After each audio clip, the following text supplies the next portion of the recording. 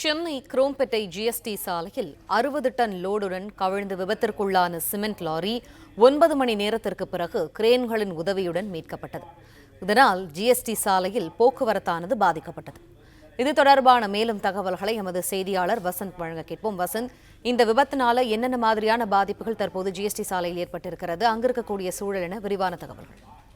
வணக்கம். ஆந்திராவிலிருந்து Chennai கோவிலம்பாக்கத்திற்கு cement powder கொண்டு வந்த கண்டெய்னர் லாரியானது சென்ட்ரல் மீடியேஷனில் மோதி விபத்துக்குள்ளானது. இதன் காரணமாக நீண்ட நேரமாக இந்த குரோம்பேட்டையிலிருந்து தாம்பரம் வரையிலான ஜிஎஸ்டி சாலையில் கடுமையான போக்குவரத்து நெரிசலானது ஏற்பட்டுள்ளது. அதாவது இதை ஏற்றி வந்த ஓட்டுநர் அந்த வண்டியில் இருந்த வாட்டர் பாட்டிலை எடுத்து தண்ணீர் குடித்த பொழுது வாகனம் அவர் கட்டுப்பாட்டை மீறி சென்ட்ரல் மீடியேஷனில் மோதி நடு சாலையில் சுமார் 60 அடி நீளம் கொண்ட இந்த வாகனம் 50 டன் எடை கொண்ட இந்த சிமெண்ட் துகள்களை ஏற்றி கொண்டு வந்து கொண்டிருந்தது.